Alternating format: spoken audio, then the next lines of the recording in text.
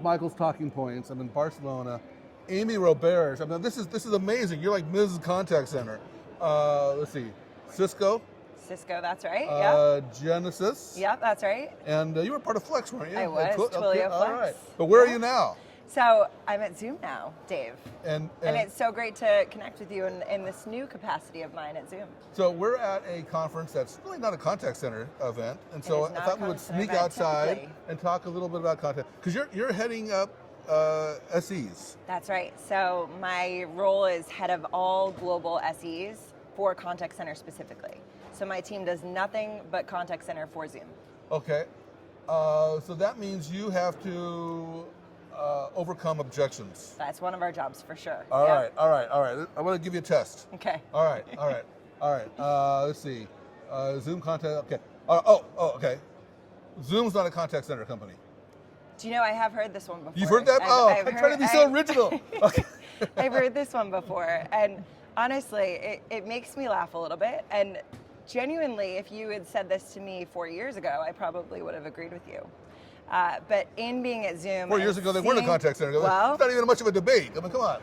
There were some contact center components. I'd actually argue that Zoom is uniquely positioned to actually disrupt the contact center space just by nature of where we've come from. Like, put sort of today aside, Zoom delivers happiness to customers and is the champion of human connection.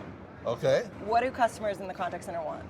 A great, happy experience. And what's at the center of a contact center? Human connection. All right, that aside. So Zoom, about 3 years ago, launched our contact center platform. Could we do more in terms of building awareness and marketing around it? Absolutely. But in terms of what we have to bring to the table in our contact center offering, it is fully enterprise, fully featured, and honestly, I've seen a few platforms over the years.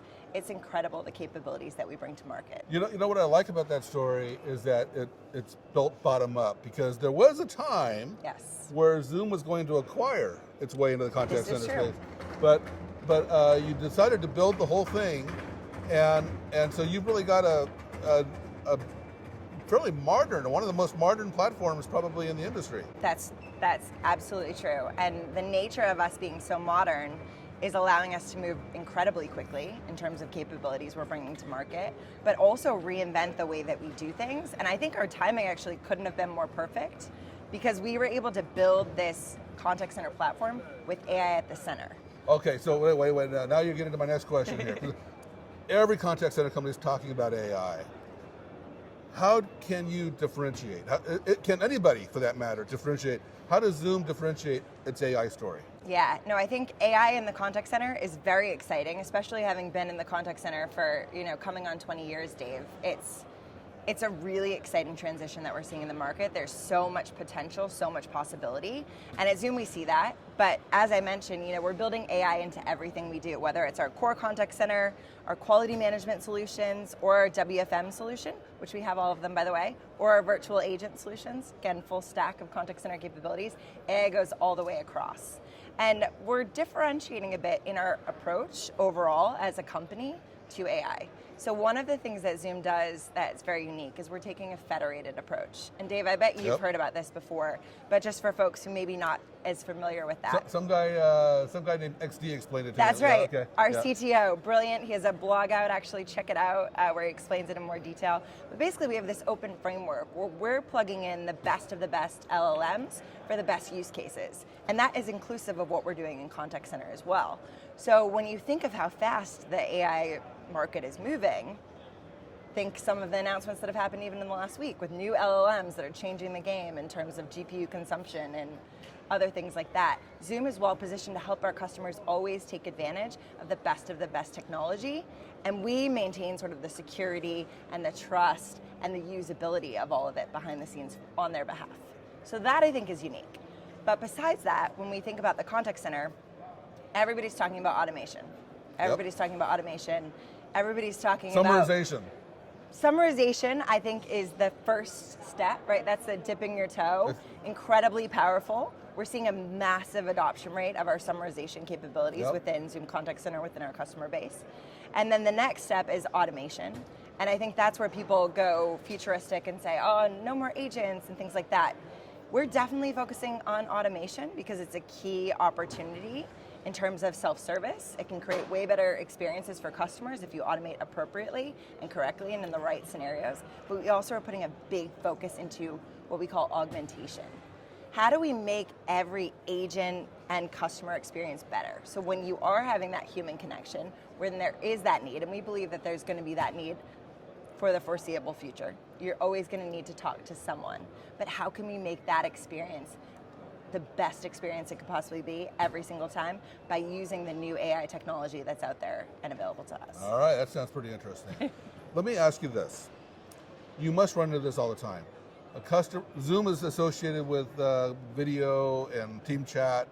And so you run into a customer that says, we already have a video and team chat solution. Yes. We don't want Zoom. Yes. Why should they look at Zoom Contact Center? Yeah. So honestly, we are seeing a tremendous uptick in Zoom Contact Center customers that are not Zoom customers at all. So nearly 40% of our new business ends up being customers that are net new to Zoom. So don't have anything on Zoom today. So I would say even for those customers who are like, hey, yeah, no, we use maybe a different provider for team chat, and we are using something else for meetings, right. Or yeah, we have a phone solution that we're super happy with. Zoom Contact Center can still add a ton of value for your business directly as it pertains to improving your customer experience, your CX. Okay, let me flip that around then. Let me flip that around. I'm a customer, you signed me up on just Zoom Contact Center. Yep. And now I'm thinking, maybe we should look at Zoom for some other services. What's the sweet story? Yeah.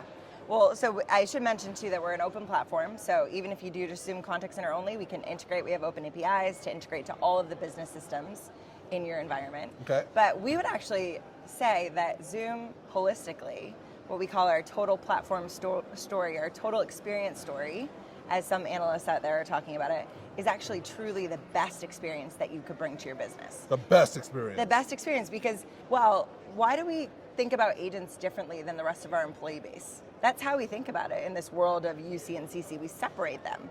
Why? Why do we do that? All of the experiences that your employees need to do their jobs also pertain to your agent base and vice versa.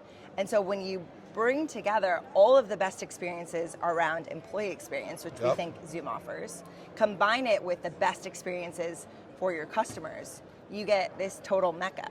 And give me an example. What are you talking about? Well, so actually, I'll phrase it for you this way. So when you talk to customers about contact center, do you ever ask the question, who at your company is responsible for making sure your customers are happy? It's Joe over there.